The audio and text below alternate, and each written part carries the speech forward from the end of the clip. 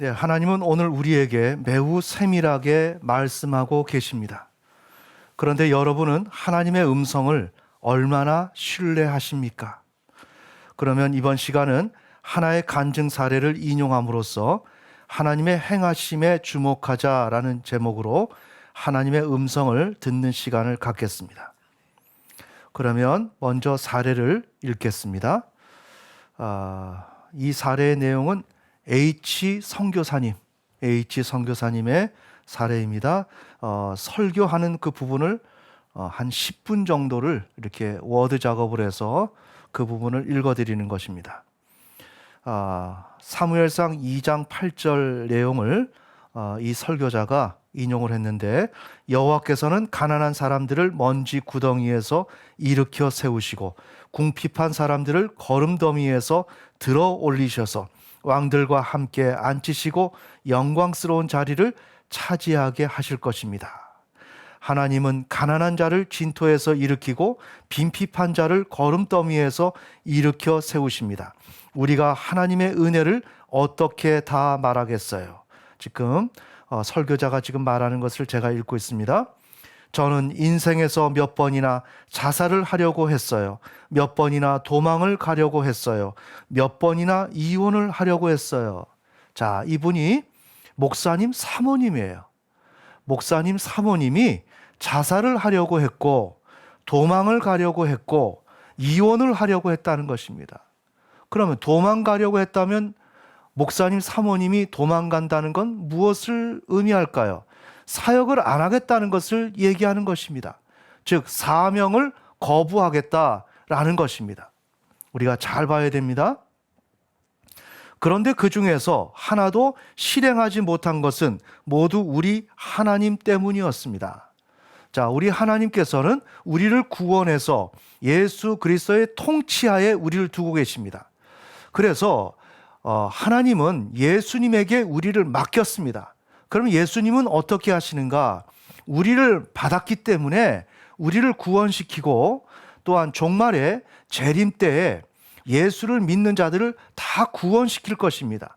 다시 일으켜 세우실 것입니다. 그래서 예수님께서는 요한복음에서도 아버지께서 나에게 주시는 자를 하나도 빠뜨리지 않고 잃어버리지 않고 다시 종말에 일으켜 세울 것이다 라고 예수님이 말씀하셨습니다. 아멘. 그래서 하나님과 예수님과 성령님의 뜻에 의해서 우리가 하나님의 백성이 되었을 때는 특별한 경우가 아니었을 때 우리를 종말에 다 일으켜 세웁니다. 그러면 우리는 어떻게 그런 세움을 얻는가? 즉 우리는 하나님의 뜻대로 순종하지 않고 예수님의 성령님의 말씀대로 순종하지 않는데 그런 사람들을 그저 우리를 다 구원시켜 주는가? 아니다. 우리가 지난번에 고린도전서 말씀을 통해서 살펴본 것처럼 우리를 세상으로 내어 쫓는다. 그래서 우리의 육신은 사탄에게 내어짐을 당할지라도 우리의 영혼은 구원을 얻을 수 있도록 하신다. 아멘.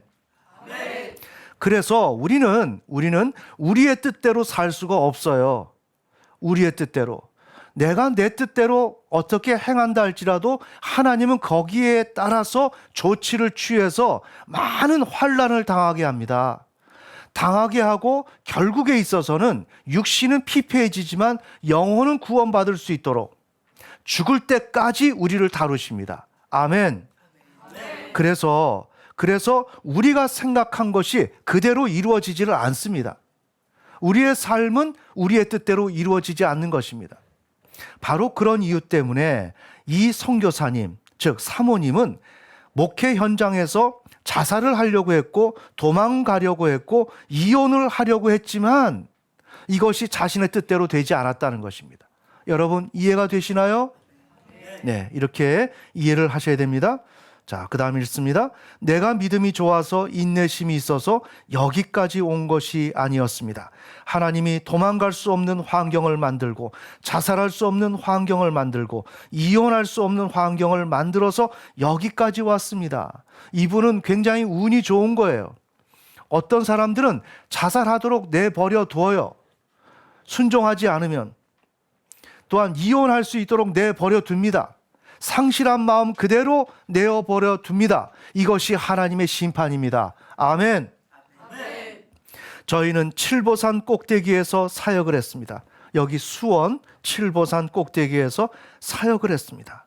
그런데 남편은 너무 사무적이었습니다. 밥 먹었나 물어보는 일도 없었습니다. 저는 배가 고파서 눈이 기어 들어갔습니다. 앉았다 일어나도 그냥 어지러웠습니다. 일어서면 어지러워서 한 번 일어서려면 주저앉게 되어 다시 일어나야만 했습니다. 우리 가정은 먹을 양식이 없어서 소나무 뿌리와 껍데기 그리고 칡뿌리와 쑥을 뜯어서 먹고 살았습니다. 자, 이것이 신앙의 현실이었습니다. 자, 그러면 우리가 여기서 한번 돌아봅시다. 먹을 양식이 없어서 소나무 뿌리와 껍데기, 칡뿌리, 쑥을 뜯어 먹고 사는데 충분히 요즘 시대로 말하면 자살할 만한 이유가 있죠. 이혼할 만한 이유가 있죠. 집을 나갈 만한 그런 이유가 있지 않겠습니까? 그만큼 이 시대에 삶이 어려웠다는 것입니다. 저는 물론이고 저희 아들도 그렇게 먹였습니다. 그런데 남편 목사님은 우리에게 밥을 먹었는지 물어보지도 않았습니다. 왜? 없으니까. 그럼에도 불구하고 하나님만 바라보고 믿음의 삶을 살아갔다는 것입니다. 이것이 신앙입니다. 그런데 지금 여러분들 살이 쪄서 밥을 안 먹지 않습니까? 근데 뭐가 불평이에요? 뭐가 그렇게 불만이고 뭐가 그렇게 부족한 것이 있습니까? 넉넉하지 않습니까? 우리는 이러한 오늘 우리의 이런 정신 상태로 살아가면 큰 벌을 받습니다. 아멘. 오늘 우리의 믿음의 선배들은 열악한 환경 가운데서 믿음의 삶을 살았고 그래서 우리 대한민국이 세워진 것입니다. 그런데 오늘 우리는 부족한 것 없이 살고 있으면서 여기서 우리는 신앙을 못하겠다라는 이야기들을 너무 쉽게 우리는 하고 있다는 것입니다.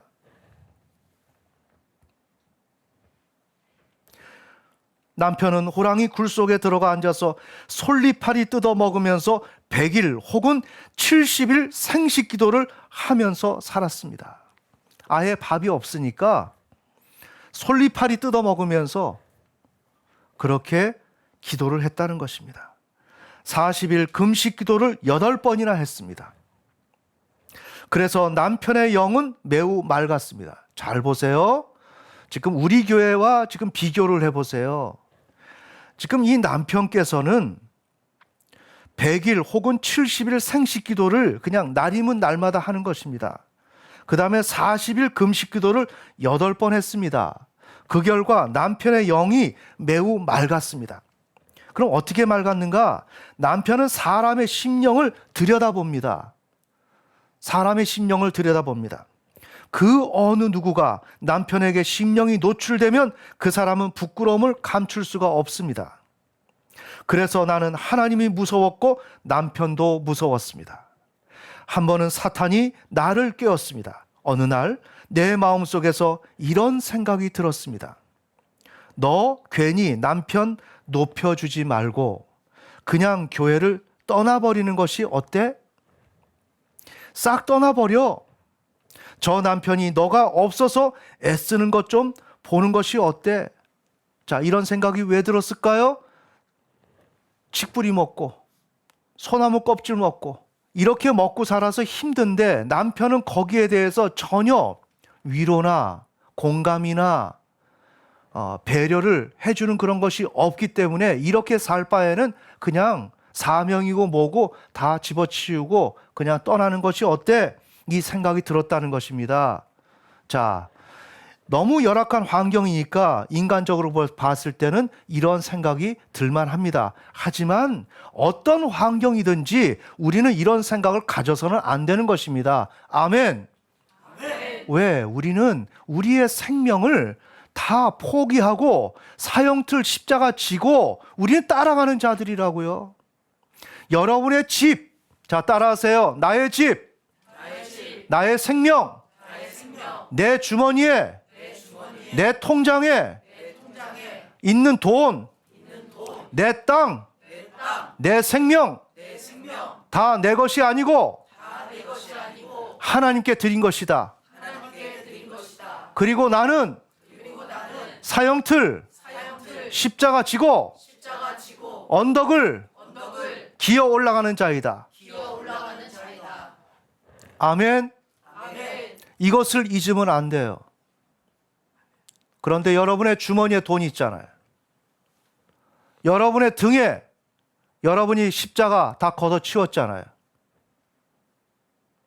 생명 고스란히 있고 세상에서 생명력을 늘 충족시키고 있고 겉으로는 하나님 믿는 척하면서 속으로는 세상에서 에너지 다 받고 있고 집 있고 돈 있고 다 있잖아요. 여러분이 예수님의 제자입니까? 아니지. 가짜지. 그래놓고 감사는커녕 원망과 불평이야. 이걸 어디다 써먹어? 이거 잊어버리면 안 됩니다. 아멘? 이게 성경적 원칙입니다. 이게 예수님이 걸어가신 길이고 우리는 예수의 제자이고 그 길을 걸어가야 하는 것입니다. 우리는 그 길을 걸어가지 못한다면 불평은 하지 말아야 합니다. 미안함을 알아야 합니다. 근데 그것조차 없습니다. 그럼 애니멀입니다. 인간이 아닙니다. 맞습니까? 분명히 합시다. 우리 교회는 그것을 표방합니다. 우리 교회는 성경적 원칙을 분명히 하고 그것을 기준으로 합니다. 옆에 교회는 그렇게 하지 않습니다. 그래도 인간인데, 그래도 하나님은 사랑인데, 그래도 예수님은 사랑이신데 다 힘드니까 그렇지. 성도님 힘내세요. 요따위 소리를 하는 것입니다. 그러면 그것이 좋다, 그리고 그게 신앙인 줄 압니다. 좋아요.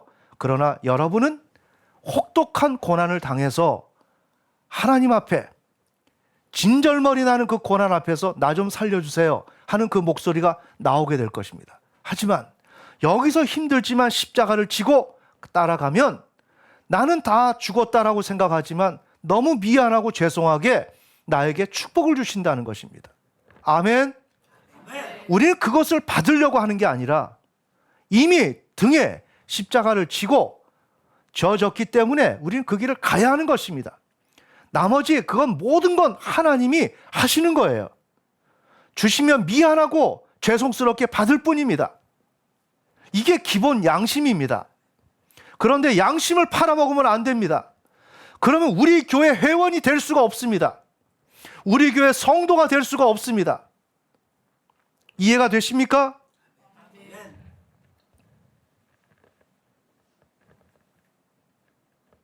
지금 이 사모님은 어려운 가운데 사명의식을 잃어버린 거예요. 힘들다는 이유로. 힘든 것이 하나의 설득력을 지닐 수 있겠죠. 세상적으로 봤을 때. 하지만 성경적으로는 통용이 안 된다는 것입니다. 성경적으로 통용이 안 됩니다. 나는 죽은 목숨이라고요. 형틀을 지금 줬는데 다 걷어치웠다고요, 우리가. 그래놓고 무슨 할 말이 많은가? 지금 그런 이야기입니다. 신앙이라는 것은 그런 세계입니다. 신앙은 여러분에게 어떻게 하면, 기도하면 회복되어서 성공을 약속해 주는 그런 곳이 아닙니다. 웬만큼 맞아 들어가야 타협을 볼 수가 있지. 근데 하나님은 타협할 곳을 주지 않고 있습니다. 우린 여기서 생각을 해야 합니다. 생각을 해야 된다고요. 우리는 어떻게 가야 하는가? 계속 내 상상계 속의 그 바램을 계속 추구할 것인가? 상징계라고 하는 객관의 현실 세계에서 말씀하시는 그 하나님을 나는 어떻게 봐야 할 것인가? 그것을 피해 나갈 수 있는가? 그것을 생각해 봐야 돼요. 피할 수가 없어요. 우리 교회처럼 하나님의 은혜가 임하는 교회는 전 세계 아무 데도 없을 것입니다. 저는 장담합니다. 이렇게 못난 우리들에게 우리가 무슨 하나님 앞에 충성할 수 있는 요소가 뭐가 있습니까? 뭘 잘하는 게 있습니까? 세상적으로 보면 너무 부끄러워서 얼굴을 들 수 없는 자들이 우리들이에요. 저부터 여러분 모두가. 그런데 하나님은 왜 우리에게 말씀하시나요? 네? 늘 오시옵소서, 성령님 오시옵소서 하는 그런 교회도 그런 말씀이 우리처럼 없는데 우리가 뭐가 잘나서? 하나님의 뜻이 있다는 것입니다. 그리고 여러분을 불쌍히 여겨주시고 기회를 주신 거예요. 이른바 천운이 지금 여러분에게 주어진 것입니다. 아멘. 그리고 성경적 정도를 우리에게 일러주시고 기회를 주신 거예요. 그런데 여러분은 이것을 헌신짝처럼 여기고 하나님을 아주 무시하고 살아간다 이것입니다.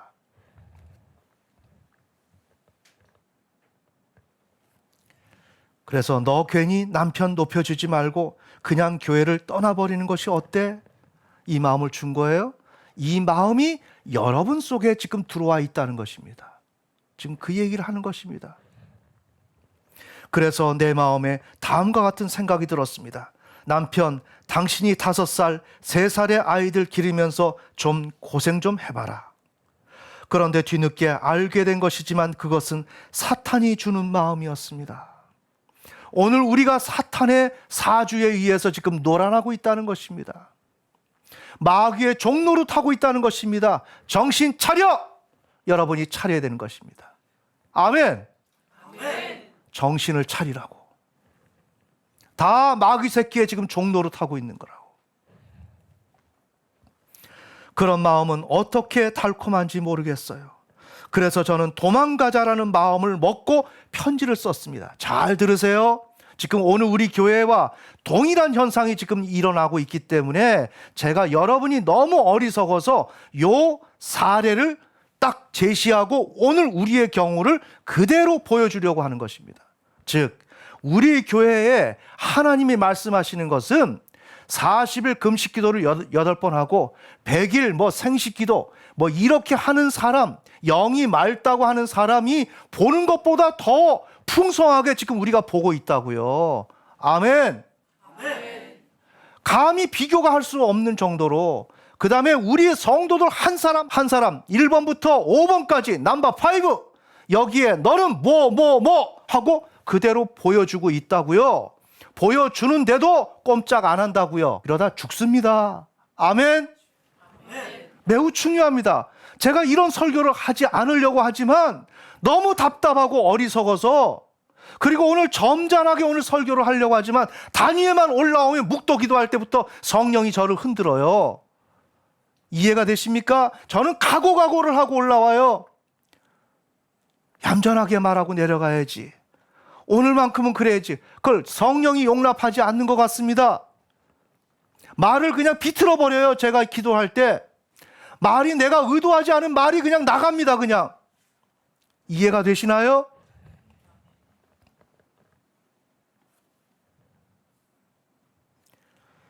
그래서 저는 도망가자라는 마음을 먹고 편지를 썼어요. 어떤 편지 내용이냐? 당신은 나하고 살 사람이 아닙니다. 당신의 이상에 맞는 여자를 다시 찾아서 행복하게 사세요. 내가 당신의 목회에 괜히 방해된 것 같아요. 그래서 저는 사라지려고 합니다. 저를 찾지도 마세요. 편지를 썼다는 것입니다. 저는 남편에게 편지를 쓴 후 이왕 가더라도 빨래는 해주고 가야 하리라고 생각했어요. 그런데 나는 내복은 물론 산골의 추운 겨울에 속옷도 변변치 못했습니다. 이 알량한 나르시시즘. 네? 힘들다. 이렇게 힘들게 살아서야 되겠어? 이게 신앙이야? 이러한 생각이 들어오면 그냥 끝난 것입니다. 늘 이런 생각이 들 때는 어떻게 된다? 나는 십자가를 지고 가다가 십자가 팽개친 자이다. 자, 나는 십자가를 지고 가다가 십자가를 팽개치고 넓고 좋은 도로를 걸으며 아주 우아한 장소에서 정신 나간 행동을 하고 살아가는 자이다.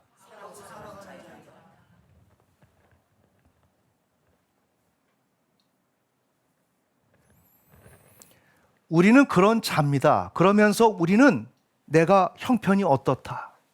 십자가를 지고 가야 되는데 그게 내 길인데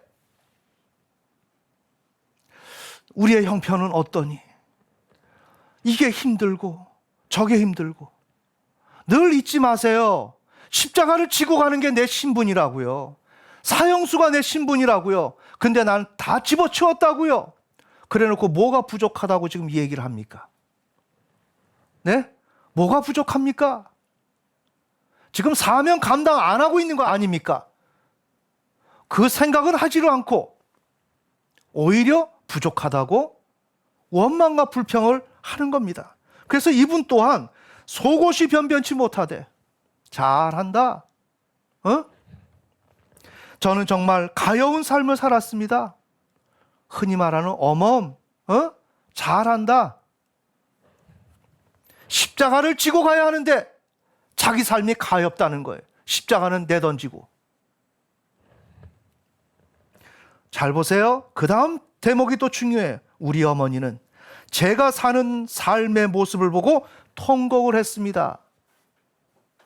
여러분의 친척, 여러분의 형제, 여러분의 부모, 이러한 자들이 여러분을 시험 들게 하는 것입니다. 옆에 있는 자들, 그 자들하고 친하지 말란 말입니다. 그 자들하고 말을 섞지 말란 말입니다. 빨리 볼 일만 보고 떠나란 말입니다. 그러면 목사님, 그럼 우리를 그냥 가둬놓는 것입니까? 가둬놔야지. 왜? 정신 못 차리니까. 여기서 정신 말짱하게 뜨고 생각해 보세요. 그쪽이 정신이 있는 곳입니까? 이쪽이 정신이 있는 곳입니까? 여기가 진리를 말하는 곳입니다. 그러면 그쪽을 보지 말아야지. 왜 세상에서 누리는 걸 보냐고, 왜 아파트 올라가는 걸 보고 저들이 뭐 어떻게 살고 그걸 왜 보냐고. 그게 우리하고 무슨 상관이 있냐고. 나는 십자가 지고 가는 자들인데 정신 차리라고. 이해가 되십니까?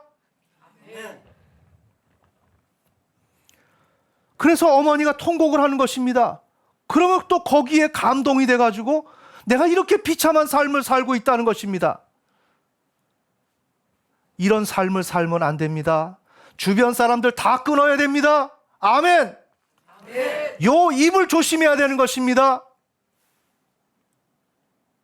여기 가서 이 말하고 이 말을 해야 직성이 풀리고 죽어 그냥. 그게 신자야? 그래서는 앞으로의 인생이 열리는 게 아닙니다. 오히려 죽음으로 가는 것입니다. 정신 똑바로 차리고 여기저기 다니면서 말하고 그 사람 얘기 듣고 듣지 말라는 것입니다. 여기서 정리하세요. 듣지 말라고요. 다 쓰레기 같은 이야기들을 뭘 듣냐고. 여기서 반발을 해보시라고요. 반론을 제시하라고요.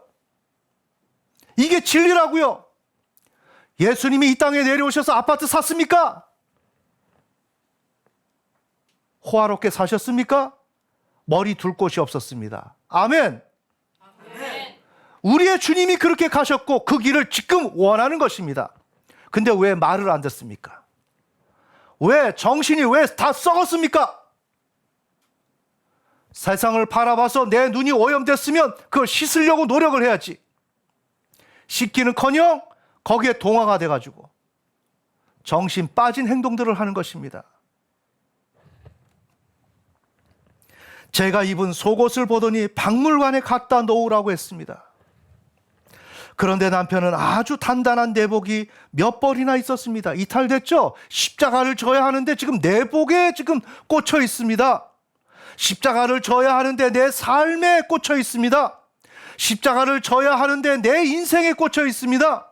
내가 가져야 되는데 못 갖는 것을 지금 다루고 있는 것입니다. 이건 정신 나간 것입니다. 아멘. 아멘. 제가 빨래를 빨다 보면 남편 내복이 나옵니다. 저는 그 남편의 속옷을 보면 매우 화가 났습니다. 이건 미친 짓이에요. 우리는 이 길을 가면 안 되는 것입니다. 야, 엑스놈아, 잘 살아라. 목사님한테 욕을 하는 거야. 하나님이 세운 종에게 그 벌을 어떻게 받으려 그래? 말 한마디 한마디가 중요한 거예요. 내 마음속에서 지금 일어나고 있죠, 지금?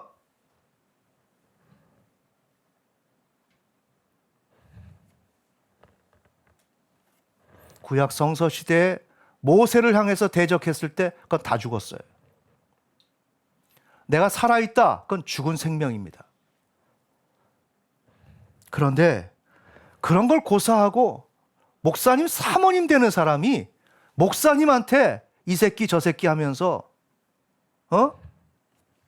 무슨 엑스노마 잘 살아라. 자, 이건 어떤 신앙이에요? 신앙이 없지. 아멘입니까? 아멘. 신앙 없지? 자, 이런 사람에게 내가 신앙이 있나요? 이런 사람이 신앙이 있나요? 물을 필요도 없어. 나는 욕을 하고 있으면 신앙 없는 거야. 그냥 제로야. 그냥 제로. 여러분 맞습니까? 신앙 없는 거지. 아, 내 수준은 어떨까요? 수준은 무슨 수준이야? 욕을 하고 있으면 제로지. 마이너스지. 지금 이분이 그렇다고요. 그래서 지금 80이 넘었는데도 불구하고 복음 전파하지만 이분의 레파토리 노래는 뭐냐? 한 많은 인생은 뭐 다 끝났다. 왜 그래? 히스테리. 남편의 권위를 인정하지 않고 내가 있다. 이거 하다 한평생 보낸 사람입니다. 잘 들어야 돼요. 이 구조 또는 떨쳐버리지 못하면 여러분 죽는 겁니다. 그래도 내가 없으면 당신은 안 돼. 내가 없으면 교회가 잘 되나 봐라. 나한테 좀 말을 해봐야지. 찔리는 사람 있죠? 회개하라고. 이런 설교를 누가 해줘? 이렇게 누가 짚어주냐고. 한 군데도 없습니다. 그러면 여러분은 회개를 해야 돼요. 회개를 해도 되는 일이 아닙니다.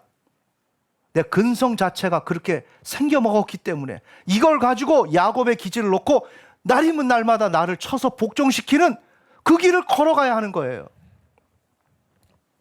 그래서 이 사모님이 목사님한테 이 새끼 저 새끼 하는 겁니다. 이 엑스놈아 잘 살아라. 나는 남편의 속옷을 방망이로 매우 세게 두들겼습니다. 예전에 우리 방망이 두들기죠? 두들긴 것입니다. 정신없이 두들기다 보니까 내복이 다 엉망이 되었습니다. 내복이 구멍이 났습니다. 권위를 인정하지 않는 히스테리. 그 구멍은 상대방의 얼굴이 보일 정도로 컸습니다. 그래서 나는 큰일 났다라고 생각을 했습니다. 그런데 남편은 매우 세밀한 문제까지 놓치지 않고 금방 알아보는 사람입니다. 남편은 양말에 매우 작은 구멍 하나만 있어도 저에게 당장 바늘을 가지고 오라고 합니다. 그래서 제가 남편에게 바늘을 가져다 주면 바로 바느질을 합니다. 남편에게는 요만한 구멍도 용납이 안 됩니다. 나는 사실 빨래를 빨다가 내 마음에 풀어지면 집을 떠나지 않을 마음도 가지고 있었습니다. 이미 지금 편지를 썼습니다. 그런데 남편의 내복에 구멍이 크게 났으니 해결할 방도도 없어서 나는 싫어도 집을 떠나야 할 형편에 놓였습니다. 나는 그 사건을 어떻게 해결할 수 없었습니다. 그래서 저는 다음과 같이 생각하고 중얼거렸습니다. 중얼거렸습니다. 잘 들으세요. 여러분이 중얼거렸다고요. 그래, 나는 빨리 빨래를 해놓고 내일 새벽 4시만 되면 그냥 떠난다. 편지 문 앞에 딱 놓고 난 지긋지긋한 이 집을 떠날 거야. 지긋지긋한 지저스 메디컬 센터를 떠날 거야. 이 마음을 먹었어요. 중얼거렸다고요. 어떤 행동을 한 게 아닙니다. 지금 어떤 일어난 게 아니에요.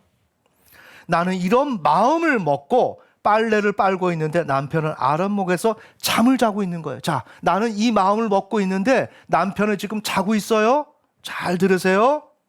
그래, 당신 나 없이 잘 살아봐. 저 자는 남편이 목사님을 향해서 이 생각을 가지고 있는 거예요. 당신 나 없이 잘 살아봐. 내가 없어봐야 내 소중함을 알지. 내가 없어봐야 나의 소중함을 안다고.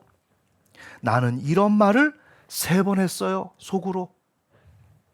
그런데 누워서 코를 골면서 자던 남편이 갑자기 일어났습니다.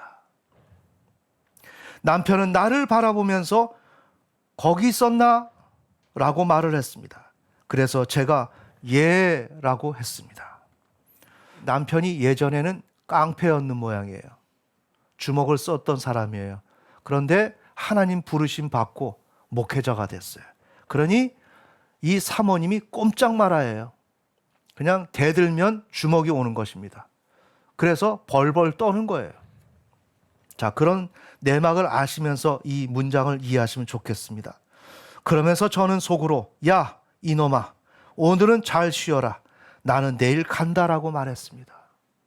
속으로 야 이놈아 오늘은 잘 쉬어라. 연일 욕을 하는 것입니다. 그런데 남편이 나에게 이리 와봐라 라고 말했습니다. 예전 같으면 남편이 오라고 하면 당장 갔습니다. 그런데 오늘은 집을 떠날 마음을 먹으니까 담대해졌습니다. 바빠서 남편에게 갈 수 없다고 말했습니다. 남편은 나에게 그래도 와봐 라고 말했습니다. 그래서 저는 남편에게 엉거주춤하며 갔습니다. 남편은 아주 심각한 얼굴로 나를 바라보았습니다. 남편은 나에게 다음과 같이 말했습니다. 내가 조금 전에 꿈을 꾸었어. 지금 이 얘기하는 겁니다. 그래서 나는 아주 깜짝 놀랐습니다. 남편은 꿈만 꾸면 나를 바라보았습니다. 우리 교회하고 동일하죠? 우리 교회가 이상한 교회가 아니라고요. 따라서 하세요. 우리 교회는 능력받은 교회다. 우리 교회는 능력의 교회다. 아멘. 예전 그 초창기 우리 기독교에 하나님의 능력과 권능이 임했던 그 시대와 우리 교회가 지금 동일한 것입니다. 아멘. 남편은 꿈만 꾸면 나를 바라보았습니다. 내가 무슨 짓을 한 것인지를 다 압니다. 우리 교회 다 알죠? 무슨 짓을 했는지 다 알죠? 하나 영상들을 다 보여주십니다. 말 안 하는 게 많습니다. 그걸 다 말할 수가 없죠. 그래서 나는 하나님은 무섭지 않은데 남편이 무섭습니다. 그래서 저는 속으로 남편이 또 뭘 봤나? 내가 집을 떠나려는 것을 보았나? 요게 여러분들의 마음속에서 울려 퍼지는 말이라 이거예요. 오늘 또 누가 뭘 봤나? 오늘 목사님이 저렇게 얘기하는데 뭘 또 봤나? 뭐가 이렇게 좀 보였나? 요 두려움이 지금 우리 속에 있는 거예요. 이게 동일하다고요. 저는 속으로 그런 생각을 하면서 가만히 있었습니다. 시침 떼고 있는 거예요. 날 잡수.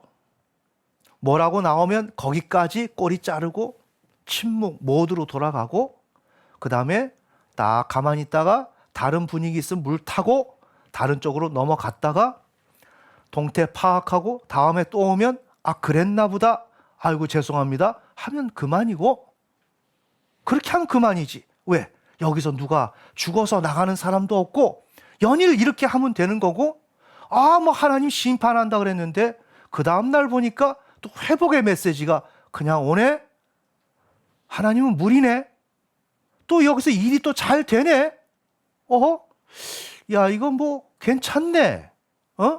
그렇게 쫄 게 아니네. 이런 생각이 든다는 거죠. 그러면서 저는 속으로 그런 생각을 하면서 가만히 있었습니다. 이런 태도를 보라는 게 이게 여러분이라는 거예요. 얼마나 가증스러운 모습들인지. 그런데 남편이 말을 이어갔습니다. 자, 이 말입니다. 지금 남편이 꿈을 꾼 거를 얘기합니다. 내가 말이야 자기가 안 보이잖아. 아내가 사모님이 안 보인다는 것입니다. 눈에 안 나타난다는 것입니다. 그래서 사람들 보고 우리 황석이 엄마 어디 갔는지 찾아보라고 했어. 그런데 사람들이 말하기를 당신이 집을 떠나 멀리 가서 살고 있대. 자, 그래서 찾아보라고 했는데 사람들이 말하기를 이 사모님이 멀리 떠나서 지금 살고 있다라고 말을 한다는 것입니다. 그래서 내가 그 사람들에게 아니 내 아내가 집을 떠나 어디로 갔다고? 벌써 떠난 거야. 지금 떠나려고 마음 먹고 있고 중얼거리고 생각하고 있는데 남편의 꿈속에는 이미 떠난 게 돼 있습니다. 아니 내 아내가 집을 떠나 어디로 갔다고? 당장 오라 그래. 그렇게 내가 말을 했어. 내가 그렇게 말했더니 사람들이 한참 후에 왔어. 그들이 나에게 와서 아내가 다음과 같이 말을 한다고 전해줬어. 떠난 지금 사모님이 이런 말을 했대요. 다음과 같은 말을 했답니다. 즉, 내 남편은 내가 없어져 보아야 나의 소중함을 알아. 히스테리. 내가 있어야 되는 거야. 나 없이 한번 잘해봐. 두고 봐라. 내가 없이 뭐가 되는지. 이거 가지고 한평생 고난의 길을 가는 것입니다. 그러니 당신들은 내 남편에게 내가 없어져 보아야 나의 소중함을 안다고 이렇게 말했다고 전해줘. 그래서 전해받았다는 것입니다. 꿈속에. 여러분 이해가 되셨습니까? 나는 금방 남편이 코를 골며 잘 때 빨래를 하면서 내 마음속에서 내가 없어 봐야 남편이 나의 소중함을 안다고 생각을 했습니다. 그런데 하나님은 내 속마음을 그대로 오늘 본문 말씀처럼 살피신 후 그것을 남편에게 꿈으로 말씀해 주셨습니다. 아멘. 이게 우리 교회에서 지금 일어나고 있는 겁니다. 지금 읽은 사례의 핵심은 무엇입니까? 사례의 주인공은 목사님의 아내 사모님입니다. 목사님은 힘들고 어려운 목회를 하고 있었습니다. 따라서 사모님 또한 당연히 힘들고 어려운 삶을 살아갈 수밖에 없었습니다. 주어진 사명지에서 충실히 사명을 감당해야만 했습니다. 그러나 현실을 수용하지 못했습니다. 십자가를 내팽개친 것입니다. 결국 남편 목사님이 사명을 감당하는 교회를 떠나기로 결정했습니다. 그런데 하나님은 사모님이 그런 마음을 갖고 있는 것을 정확히 살피신 후 잠을 자고 있는 남편 목사님께 말씀하셨습니다. 이것은 참 놀라운 사실입니다. 우리는 이 사실을 통해 두 가지 사실을 알 수가 있습니다. 첫째, 사모님은 집을 떠날 마음을 가졌다는 것과 맞지요? 하나님은 아내의 심중을 낱낱이 살피어 그것을 남편의 꿈을 통해 말씀하신다는 것입니다. 둘째, 사모님은 집을 떠날 마음을 가졌지만 아직 집을 떠나지 않았습니다. 그런데 하나님은 사모님이 집을 떠났으며 다시는 집으로 돌아올 마음이 없는 것처럼 말씀하신다는 것입니다. 그런데 하나님은 오늘 우리 교회에서도 동일하게 말씀하십니다. 그것도 한 사람에게만이 아닌 모든 사람을 향해서 말씀하고 계십니다. 그런데 여러분은 지금 하나님이 하시는 말씀을 얼마나 믿습니까? 잘 믿지 않습니다. 놀랍죠? 이렇게 말씀하셨는데 안 믿습니다. 여기에 비중을 두지 않습니다. 크게 요동하지 않습니다. 크게 내 마음이 요동되었으면 행동이 달라져야 되는데 그대로입니다. 늘 우리에게 이렇게 말씀하시는 하나님으로 우리는 인식할 뿐입니다. 그래서 말씀을 믿지 않습니다. 그래서 지금 이런 설교를 하는 것입니다. 하나님의 말씀에 기분이 좋지 않다고 거부하여 받아들이지 않고 있습니다. 메시지가 기분이 안 좋다는 것입니다. 그건 누구하고 비슷해요? 유다 백성. 왜 우리에게 이런 메시지를 주시냐 이거예요. 나는 아브라함의 자손이고 난 열심히 하는데 여기에서 1번 거리에 준하는 그 거리를 가서 소나 양이나 이것을 사와서 제물을 드리는 예배를 드리는 자들인데 아니 우리가 뭐가 문제가 있다고 난 이렇게 열심히 하고 있는데 바리새인.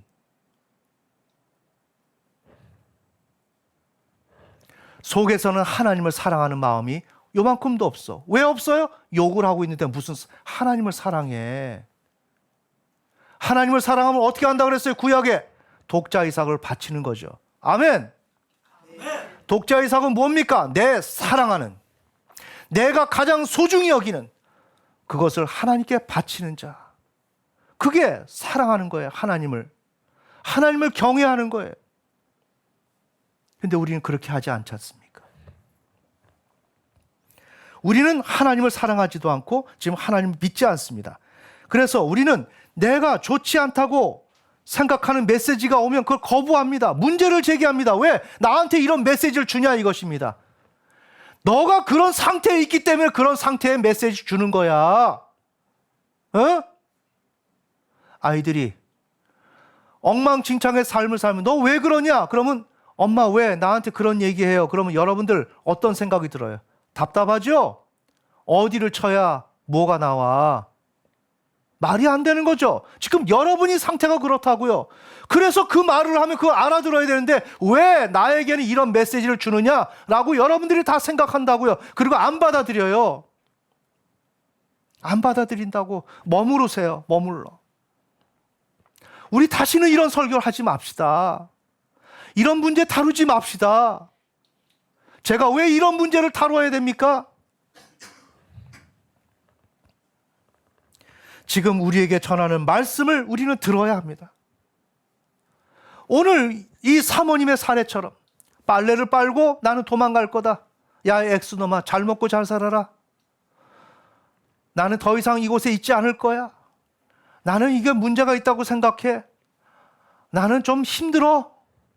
난 생각해 봐야 되겠어. 이게 다 동일한 범주라고요. 이것까지 짚어줘야 돼. 아, 신앙에 힘이 나지 않아? 그건 힘내기 싫다는 것이고 만족스럽지 못하는 것이고 그건 즉 감사가 아니라는 거죠. 아멘. 나는 감사가 있어야 되는 거야. 내 독자 이삭을 바쳐도 감사가 있어야 되는 거야. 그런데 감사가 없어요. 그리고 시큰둥한 마음을 가지고 있어. 그러면 시큰둥한 마음을 가지고 있었고 그에 준한 생각을 했다면 그 사람은 하나님 앞에 감사하지 않은 사람인데 그 사람은 무엇을 하고 있는 거예요? 세상을 바라보고 있는 사람이에요. 세상을 가려고 하는 사람이라는 거예요. 정리되셨나요? 여러분의 그 교묘한 마음을 사용해서 숨지 마세요. 그러면 하나님이 우리에게 주신 꿈 내용을 잠시 좀 살펴보겠습니다. 넘버 5. 정서희 권사님, 백서영 권사님, 이덕자 권사님, 이성미 권사님, 이병수 전도사님, 지금 5명 하나님이 쫙 메시지 준 게 그냥 똑같아요. 오늘 사모님에게 주신 것과 사모님의 내용을 다룬 메시지와 동일해요. 그걸 여러분이 이렇게 비교해 드리면 이제 좀 볼 수 있지 않을까? 아무리 미꾸라지 새끼라도 좀 빠져나가려고 하다가 잠시 내가 빠져나가서는 되나? 몇 초 동안 멈추지는 않을까? 아무리 양심이 없는 여러분이라 할지라도 이 정도면 되겠습니까? 여러분이 이렇게까지 평가를 받으면서 신앙을 해야 되겠습니까? 이건 아니잖아요. 그렇지만 여러분은 그 이상의 평가를 받아야만 되는 여러분이라고요. 자, 이사하면서 세상으로 돌아가는 정서희 권사님. 이사하는 꿈. 자, 드디어 꿈 내용을 읽어드리겠습니다. 우리 사모님이 꾼 내용입니다. 그 앞서 사모님 걱정하지 마세요. 목사님 5층짜리 집을 져서 꼭대기에 목사님 사모님 사시고 그 다음에 정서희 권사님, 나용길 장로님, 백소영 권사님 순번대로 해서 우리 그렇게 삽시다. 걱정하지 마세요. 장난 아니라니까요. 그냥 말 아니래. 권사님 괜찮아요. 괜찮아요. 아, 말만이라도 고마워요. 그게 포도나무를 넘어갈 때 전화를 받고 있었습니다. 차 속에 제가 같이 있었어요. 아, 고맙다. 마음이나마 너무 고마워. 아니라는 거예요. 진짜 해준다니까요. 사모님 왜 그러세요? 제발 내 말 좀 믿으세요. 근데 주님이 일주일 후에 꿈을 주십니다. 사모님 보고 집을 보러 가는데 같이 가자는 거예요. 누구 집이냐? 효진자매님, 승용 형제님을 위한 집을 사는데 따라가자는 거야. 성령이 그걸 보여주시는 거예요.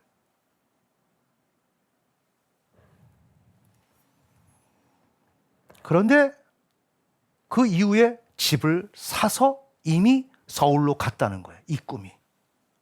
맥락을 이해하시라고요. 여러분 이해가 되시나요? 자, 다시 환기합시다. 빨래하고 나는 저 X놈을 버리고 나는 갈 거야.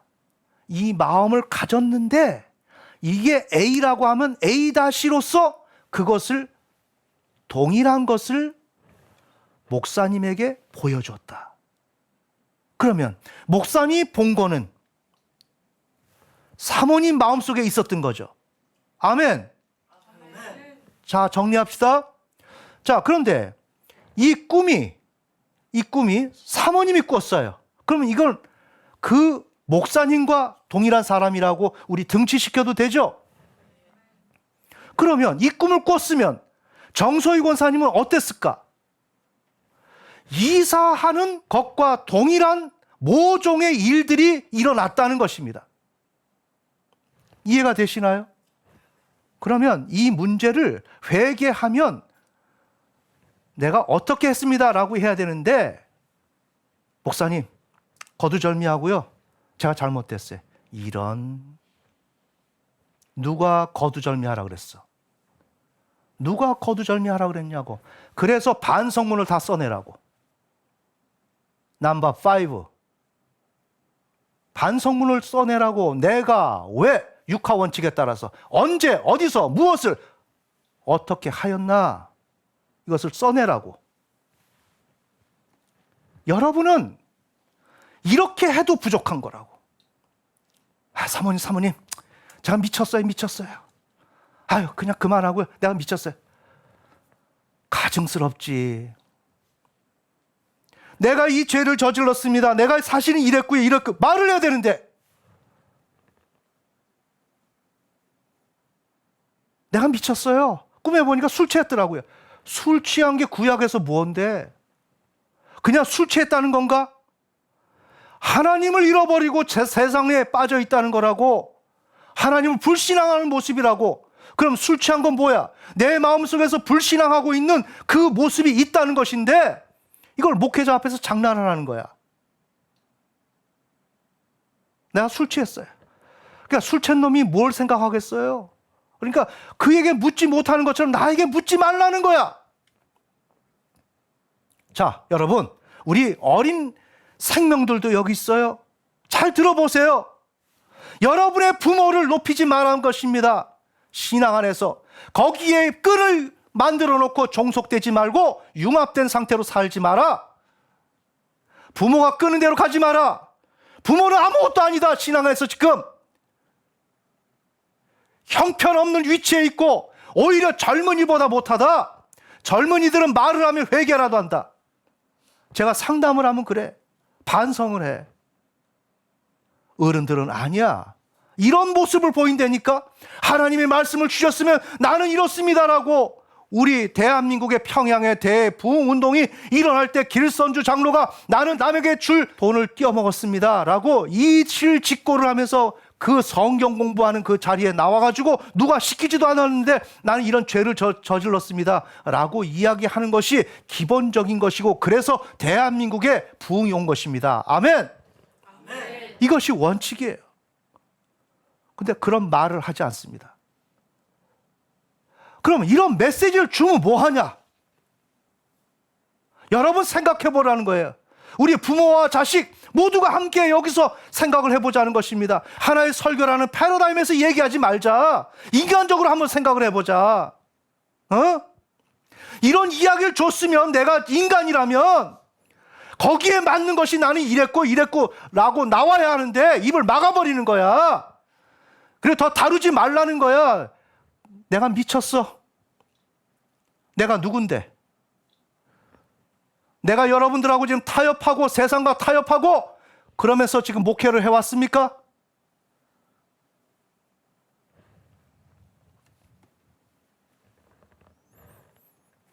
동일하게 목사님이 꾸었던, 오늘 사례에서 목사님이 꾸었던 그 내용과 사모님에게 있었던 마음과 동일한 것이다. 오늘 사모님이 꿈을 꿨다. 정서희 권사님이 이사 간다는 것, 이사 갔다는 것. 그러면 거기에 상응한 하나의 스토리가, 사건이, 팩트가 거기 존재한다. 이걸 다루어줘야 회개가 일어나는데 이건 어림도 없다. 이런 설교를 이런 걸 하면서 왕창 뭐 이렇게 해가지고 그냥 물 타버리는 거야. 미국에 그 와이어 타고 내려가고 올라가는 그걸로 해가지고 이걸 물 타버렸어. 여러분 물 타는 거 알죠? 여러분 물 타기 뭔 줄 알죠? 옆에 어떤 사건이 있으면 거기에 주의를 집중시키면서 모든 걸로 그 사건을 다루는 거. 그럼 나 오늘 이거 안 다룬단 말이에요. 우리 정치권에서 일어나고 있잖아요. 네? 무슨 문제가 있는데 세월호가 탁 터져버리면 그냥 세월호 사건으로 다뤄버리면 이거 현재 다루는 건 안 다뤄도 되잖아요. 이게 물 타는 거라고. 이해가 되시나요? 한참 이 심판이 얘기되고 있는데 하나님의 그 뜻은 무엇인지 모르지만 미국을 탐방하는 그 꿈을 주고 나니까 물 타버린 거야. 그냥 이건 가버린 거야. 그냥 옛날 이야기라고. 그럼 나한테는 옛날 얘기가 아니라고.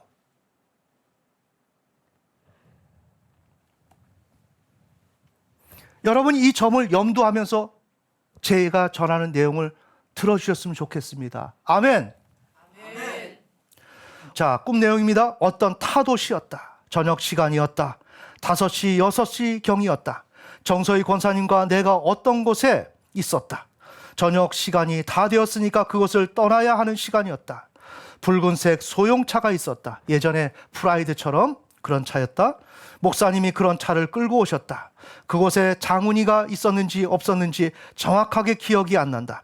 차가 서니까 내가 차문을 열고 엉덩이를 차에 걸쳤다. 얼굴을 내밀고 권사님 타세요 라고 말을 했다. 차를 타고 가는 김에 집에 바래다 준다는 의미였다. 그런데 정서희 권사님은 차를 타지 않았다. 그래서 얼굴을 내밀고 타라고 했다. 나는 거듭 타세요 라고 말했다. 그런데 그는 이렇게 답변했다. 사모님, 저 이사 갔어요. 그의 얼굴에는 우리를 향한 어떤 부끄러움이나 망설임, 죄송스러움, 배려 등이 전혀 없었다. 그가 말한 사모님, 저 이사 갔어요 라는 말의 의미는 목사님의 차를 타지 않겠다는 의미였다. 이렇게 세상을 떠날 때 그때는 정이 없어요. 그때는 배려함도 없고 망설임도 없어요. 싸늘하게 가요. 우리가 최근에 어떤 우리 집사님이 계셨죠? 앉더니 푸석하고 앉아요. 목사님, 너무 힘들어요. 그래, 왜요? 아유, 이제 죽을 것 같아요. 아유, 어디가 아프시길래? 그래서 교회 이제 그만 다닐래요? 망설임도 없어. 왜? 내가 결정하고 나면. 언제 봤냐? 이제 나와 당신은 끝이다. 이게 지금 꿈속에서 나오는 거예요. 여러분 이해가 되시나요? 그래서 저는 3초를 넘기질 않죠. 그래요. 1초, 2초, 3초. 네, 알겠습니다. 자, 데리고 나와서 박수! 가신대. 잘 가시라고 박수 쳐줘. 그래서 그냥 간 겁니다. 여러분, 우리 그렇게 했죠? 네, 우리 교회는 그런 교회입니다. 여러분, 이 시간 말씀드리지만 가신다면 언제든지 가세요. 여러분이 사역을 못하겠다고 하면 사역 내려놓으세요. 그걸 가지고 누가 뭐라고 하는 게 아닙니다. 이 어리석은 사람들아. 사역을 하라는 것은 여러분에게 복 받으라고 하는 거지. 세상 일보다 하나님 일을 해서 내가 하나님의 도움으로 은혜를 입고자 하는 건데, 이런 것이 무거운 짐이고 이것이 고달프고 그걸 뭘로 말을 해? 세상에서 유례 없는 이 메시지를 줘도 이것을 가지고 연일 방어하기 바쁘고 믿을 수가 없는 거야. 자, 그래서 이렇게 망설임이나 정이나 죄송스러움, 배려 등이 전혀 나타나지 않는 거예요. 여러분 그 맥락을 이해가 되시나요? 그런데 이상한 일이 있었다. 정서희 권사님의 사모님 저 이사 갔어요 라는 말을 들음과 동시에 내 눈에는 어떤 이미지가 보였다. 첫째, 사다리 차가 와서 짐을 나르는 모습들. 어디? 그 아파트에. 이사 갔어요 라고 하는데 사모님 환상에 꿈속에서 보이는 거예요. 사다리 차가 와서 짐을 오르락 내리락 하면서 내리는 거예요. 정서희 권사님이 서울로 이사를 가는 장면, 이사를 간 그의 집 모습. 자, 여기서 다시 중간 점검. 그 목사님에게 있었던 것은 1:1로 상응하는 거죠. 마찬가지로 지금 꿈속에 이것이 있었다면 이 일들이, 모종의 일들이 일어났다는 것입니다. 이사를 간 그의 집 모습. 승용 형제님이 군대 첫 휴가를 나왔는데 승용 형제님과 효진 자매님 그리고 장로님이 다 그 집에 이미 모여 있는 장면이 보였다. 그래서 세상으로 나가 있는 거예요.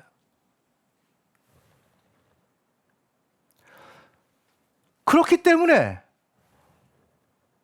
그 시점에 장로님은 다른 직장을 구하려고 그랬어.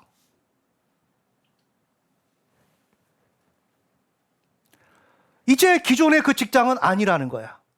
그래서 저한테 하지 말아야 할 인생 일대에 큰 실수를 했어.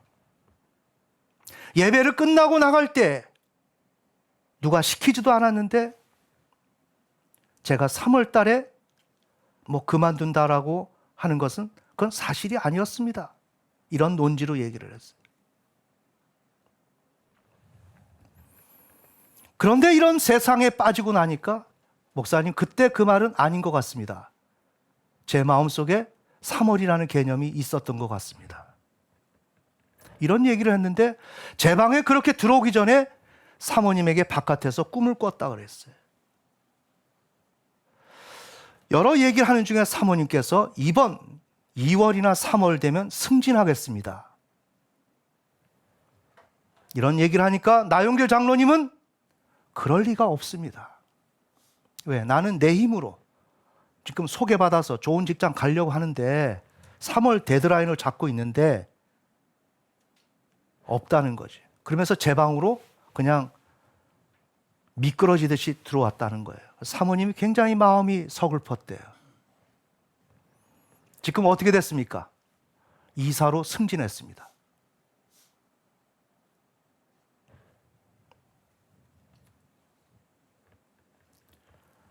세상에 빠져 있으면 하나님 말씀이 들리지가 않는 거예요. 그런 상태에 있었다는 것입니다. 그래서 그 집에 모여 있는 거예요. 그럼 우리 효진 자매님이 나는 선교 헌금도 잘하고 있고 나름대로 충실히 하려고 또 보컬도 배우고 있고 그런 걸로 보면 안 된다는 거. 내 마음 속 중심이 지금 어떻게 돼 있느냐. 오늘 사례자처럼 욕을 하고 있냐? 그럼 신앙이 없는 거야. 그 사람이 아무리 목사님 사모님으로서 무슨 일을 해도 나는 신앙이 없잖아. 자, 성경에서 남편에게 목사님에게 욕을 해라. 이것이 신앙의 원칙이다. 이렇게 했습니까? 아니지. 신앙이 없는 거지. 근데 내가 교회에서 열심히 하고 있어. 그건 바리새인이지. 맞습니까? 안 맞습니까? 우리 효진 자매님이 별 문제가 없어. 그렇다고 되는 게 아니야. 그 속에서 하나님을 의지하지 않고 신뢰하지 않고 세상을 의지하고 있는 것이 있다면 동일하다 이거예요. 하나님은 지금 그걸 보는 거야. 이것처럼 정확한 신앙을 보여주는 교회가 어디 있냐고. 그래서 그 집에 셋이 다 모여 있는 거야. 기다리고 있는 거라고. 그것을 본 내 마음은 배신감, 당황스러움, 무너짐, 가슴 아픔 등 여러 감정이 휘몰아쳤다. 우리의 관계는 여기서 끝이구나. 거리가 멀어지니까 교회에 더 이상 안 나오겠구나. 세상으로 지금 멀어진 것입니다. 위의 장면들은 빛의 속도로 바뀌며 내 눈에 보였다. 풍림아파트 몇 번지가 보인다. 일주일 전에 정서희 권사님 11층에 이사를 가는 것이 보인다. 정서희 권사님은 이것을 내게 말하지 않았다. 그저 사모님 저 이사 갔어요 라고 말했을 뿐이다. 그러나 내 눈에는 그 말과 동시에 환상이 보였다. 교회 식구들의 얼굴은 보이지 않았지만 정서희 권사님과 교회 식구들이 모여 있는 것이 느껴졌다. 권사님은 나중에 내가 이사 가는 것을 사모님께 이야기할 것이라고 교회 식구들에게 말을 했다. 그래서 교회 식구들이 서로 눈짓하는 게 제 레이더에 잘 잡혀요. 서로 눈짓을 해. 목사님, 너무 틈을 안 줘요. 그 틈 받아서 뭐 하려고? 여러분의 상태를 말하는 거예요.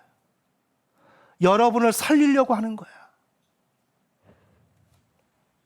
그래서 이 메시지에서도 서로가 상통하는 게 있는 거야. 서로가. 여러분을 괴롭히려고 목회자가 여러분의 피를 빨아먹으려고 이렇게 있습니까? 여러분, 저는 이렇게 생각을 해요.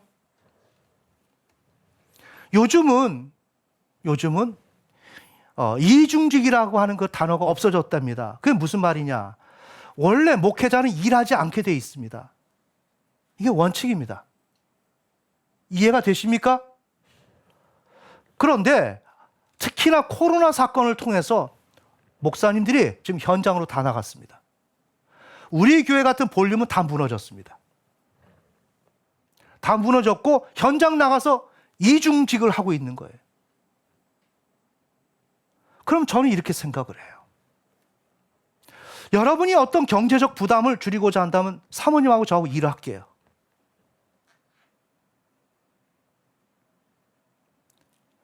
연구하고 우리의 미래 이런 거 다 내려놓고 그냥 주일 설교 준비하면서 그렇게 한번 해볼까요? 우리의 미래가 뭐가 있어요? 저 미국이라는 그 저 땅을 우리가 어떻게 밟을 거야? 여기서는 피를 짜야 되는 것입니다.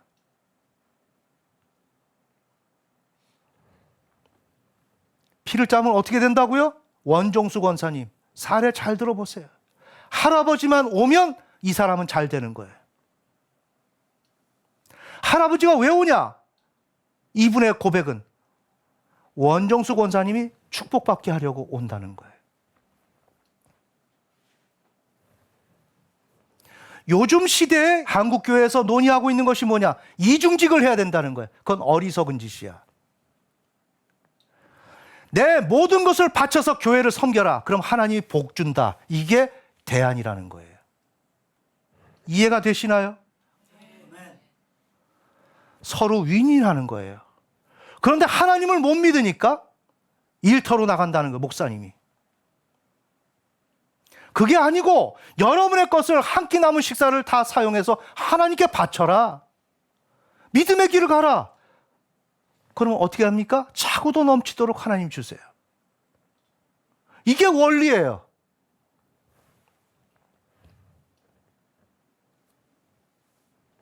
제가 이중직 할 수가 있어요. 왜 이런 얘기 할까요? 불편한 마음 갖지 마라. 마음속에서 괘씸한 마음 갖지 말고 동량해 준다는 마음 갖지 말고 내가 언제까지 이렇게 해야 되느냐라는 마음 갖지 마라. 예수님 살아계실 때 주변에서 다 예수님을 섬긴 것이 사명이라는 것을 여러분 다뤘죠? 분명히 하자는 거예요.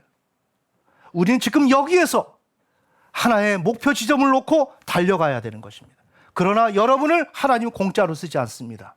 여러분이 한 것만큼이 아니라 더한 것을 여러분에게 복을 주시는 분이에요. 아멘. 아멘.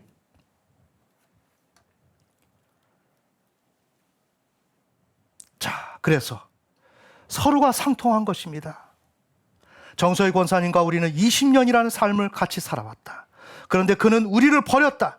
나는 그에 대해서 자신이 먹고 살기 위해서 사명과 우리를 한순간에 버릴 수 있는 사람이구나라고 느꼈다. 그게 정서희 권사님, 나용길 장로님, 우리 나효진 자매님이라는 것이에요. 이걸 여러분이 내가 그렇구나 라고 받아들여야 되는 거예요. 최소한.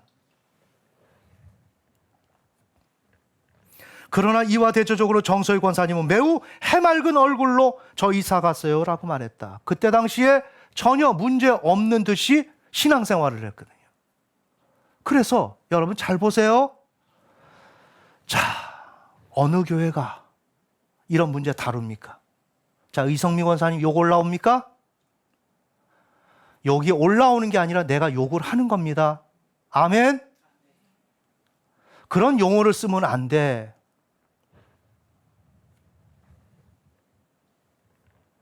해맑은 얼굴로 이렇게 있었다는 것은 현실에서도 그런 거예요. 현실에서도 별 문제가 없는 거예요. 자, 다시 올라가서 H 선교사님의 남편과 H 선교사님과 이 문제가 하나님의 관점에서 그대로 다루어진 문제였고, 오늘 우리 교회에서 이것이 다루어지고 있다면 이거 팩트고 진실적인 거라는 거죠. 그렇다면 다른 교회는 어떤가? 이걸 다뤄요? 메시지도 없어요. 빛이 없다는 것입니다. 말씀이 없으니까 내 상태가 어떤지도 몰라요. 그걸 다루지를 않는 것입니다. 그냥 완전히 다 죽은 것입니다. 그런데 우리 교회 정서희 권사님은요, 굉장히 열심히 하시는 분이에요. 무슨 일을 하자 그러면 아멘 하고 하는 분이에요. 한 번도 그건요 저건요 하는 적이 없어요. 이런 모습을 이걸 다른 교회 가서 한번 보세요. 믿음 굉장히 좋은 사람 돼요. 근데 하나님은 세상으로 떠난 자다. 하나님은 그렇게 얘기하는 거예요. 여러분 이해가 되시나요? 이것을 여러분이 분명히 봐야 한다는 것입니다. 여러분이 이렇게 별로 좋아하는 것 같지 않아서 그냥 이 한 편만 할게요. 나머지 다 줄여버리고. 그 배신감은 이루 말할 수 없었다. 나는 자동차의 백미러를 보았다. 백미러로 목사님의 얼굴을 보니까 그의 얼굴은 분노로 매우 시뻘겋게 붉어져 있었다. 이 목사님은 누구? 주님. 주님이 분노하셨다고. 그리고는 차문이 열린 상태임에도 불구하고 엄청난 속도로 가버렸다. 목사님은 분노에 찬 얼굴로 쌩 가버렸다. 얼마나 열을 받았으면 내가 반쯤 차에 걸치고 앉았음에도 불구하고 급가속하여 가버렸다. 나는 덩그러니 서서 정고사님과 둘이 마주보고 있는데 할 말이 없었다. 왜냐하면 그 사람은 아무런 죄책감도 느끼지 못하고 있었기 때문이다. 현실에서도 죄책감 전혀 느끼지 않았거든요. 그리고 이런 이야기를 해도 내가 언제 이사 갔냐. 그래서 이사 갔다는 게 아니라 모종의 일들이 거기서 일어났다 그래도 나는 이사 간 적 없다고 그러고 자꾸만 이야기를 했다고요. 뭐죠? 죄책감도 안 느끼는 거죠. 맞습니까? 이 사람은 그저 사모님이 왜 저러나 라고 생각한 것 같다.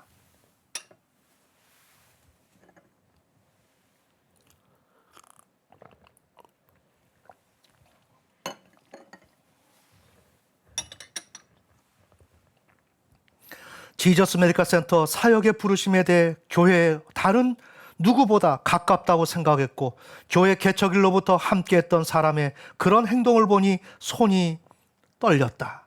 나는 벌써 그의 미래를 알고 있었다. 눈에서 멀어지면 마음에서 멀어진다는 것을. 그래서 가슴이 너무 아팠다. 그 마음을 가지고 어떤 거리와 같은 길을 같이 걸었다. 나의 마음은 식었다. 그는 더 이상 나와 같이 갈 사람이 아니었다. 나는 혼자 마음을 가다듬는 그런 시간을 자고서 깨어났다. 그 다음에 백소영 권사님, 해산물 선물 주는 꿈. 누구에게? 사돈에게. 제가 기분이 안 나서 읽고 싶지도 않습니다. 간단하게 설명하면, 백소영 권사님의 딸이 남자친구를 사귀고 있었는데 딸의 마음과 백소영 권사님은 같은 마음을 가지고 있었다고요. 그러면서 딸의 남자친구를 의미심장하게 취급하고 있었다고요. 즉 의지하고 있었다. 그래서 해산물을 주지도 않았고 선물 주지 않았지만 하나님은 선물을 줬다. 세상을 의지하고 세상과 결탁했다. 우상 숭배한다. 지금 이렇게 말씀하신 거예요. 이덕자 권사님은 원래 신앙 없는 분. 그 다음 이성미 권사님, 교회와 작별.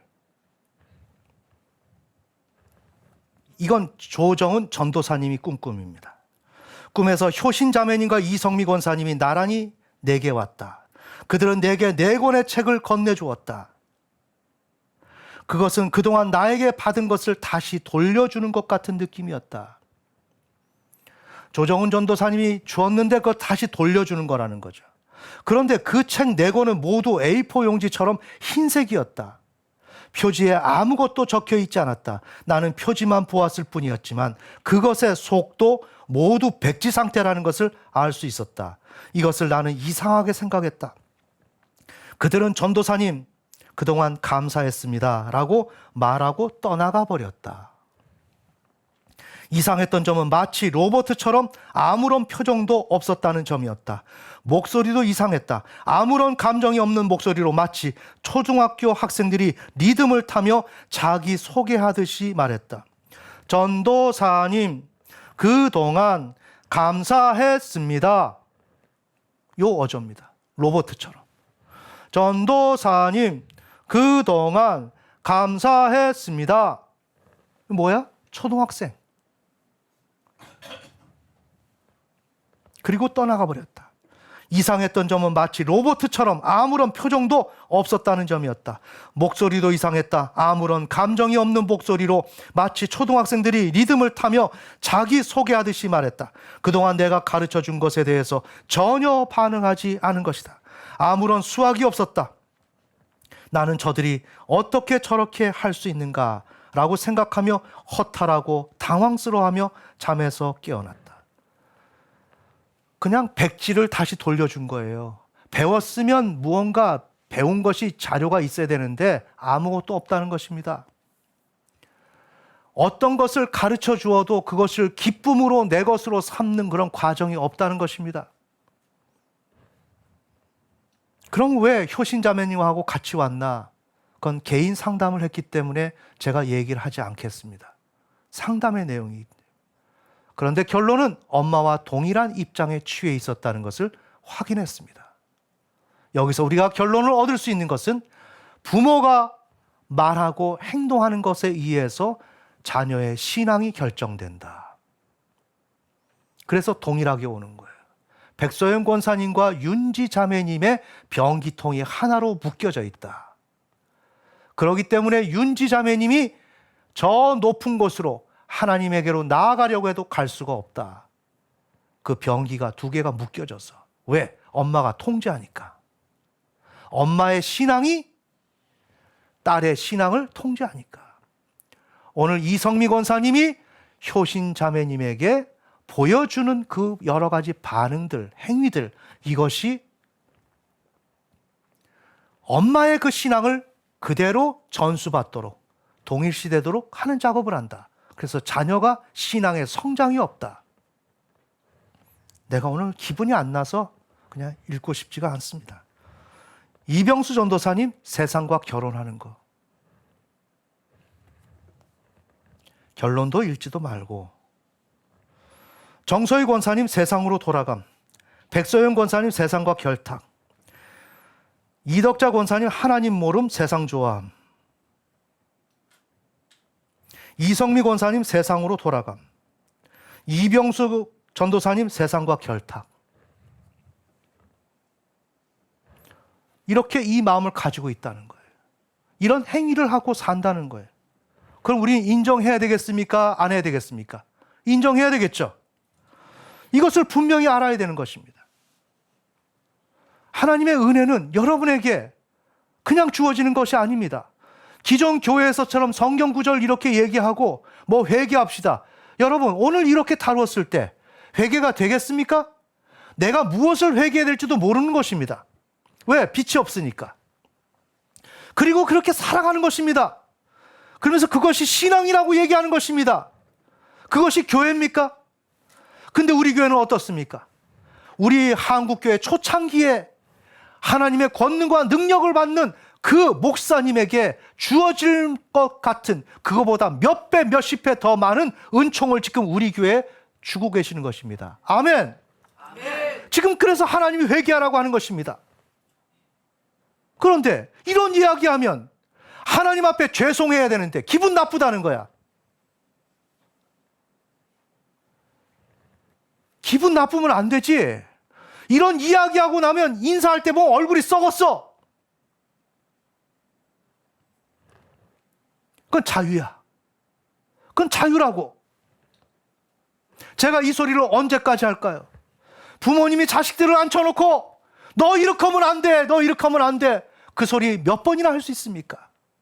자식이 듣지 않으면 그 다음에 포기가 들어가는 것입니다. 그건 어쩔 수가 없는 것입니다. 아무리 생각해도 포기할 수 없기에 이 이야기를 마르고 닳도록 이야기하는 것입니다.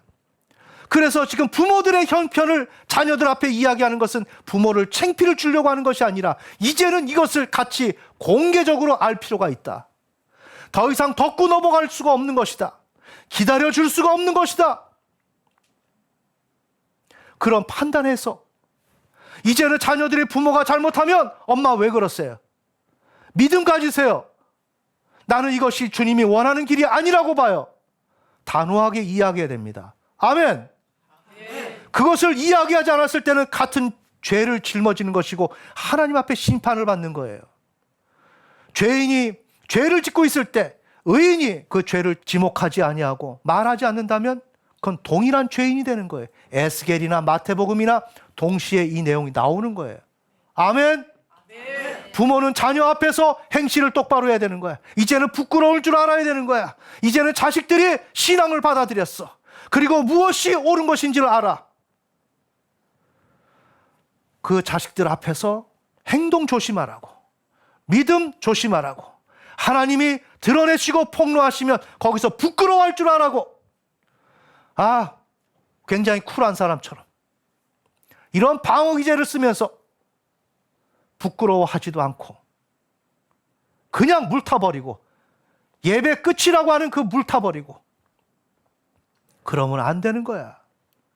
내가 이렇게 잘못했으면 부끄러울 줄 알고 미안해서 아이들의 얼굴을 볼 수 없는 그런 지경이 돼야 되는 거예요.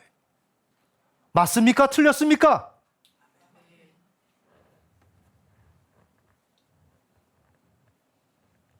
하나님의 약속, 하나님의 말씀은 매우 우리에게는 늘 경각심을 일으키고 언제, 어느 때 우리에게 도적과 같이 심판으로 임할지 모르는 것입니다. 여러분이 정신 차려야 돼. 그래서 저는 오늘 이 사실을 여러분에게 다뤘을 때 하나의 그 개념, 이것을 전하려고 했는데 이 개념만큼은 전달되었을 줄 믿습니다. 하나님이 오늘 우리에게 주시는 메시지는 그것이 하나의 상징이 아니다. 그것이 실제와 실존이라는 세계 속에서 그에 상응한 사건들이 발생하고 있다. 근데 우리는 그것을 인정하려 하지 않아서 H 선교사님의 사례를 가져와서 보여준 것이다. 그러니까 앞으로 꿈으로 하나님의 메시지가 오면 그것을 잘 봐서 내가 거기에 상응한 어떤 마음과 행위를 했는지 면밀히 찾아봐야 한다. 하나님이 이렇게 주셨으면 그대로 받은 자는 알게 돼 있습니다.